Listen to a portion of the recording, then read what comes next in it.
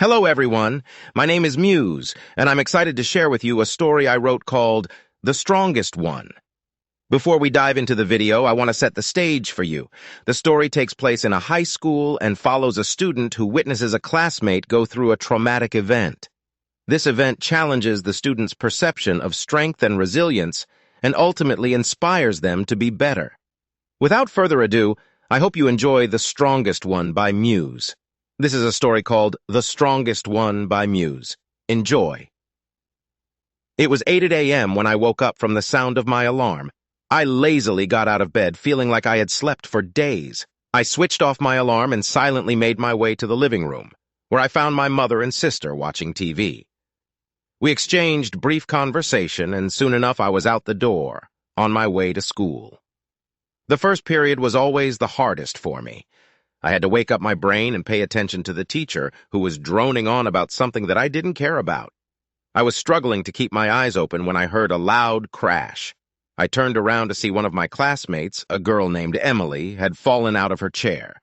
She was clutching her head and moaning in pain. The teacher immediately rushed to her side and asked if she was okay. Emily said she was fine, but she looked pale and shaken. The teacher helped her up and she walked back to her seat, but she was obviously in a lot of pain. I could see the tears welling up in her eyes, but she bravely fought them back. The rest of the day was a blur. I was worried about Emily and I could tell that she was in a lot of pain, but she never complained. I wanted to talk to her, to see if she was really okay, but I didn't want to make her feel uncomfortable. The following day, I found out that Emily had been in a car accident the night before. Her parents were killed, and she was the only survivor.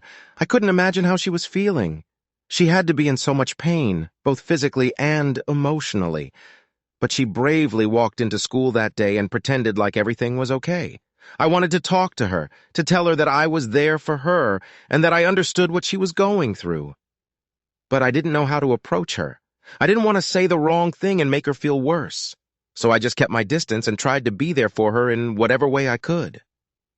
A few weeks later, Emily was back to her old self. She was laughing and joking with me. I was never able to talk to her about what happened, but I was glad that she was able to move on from it.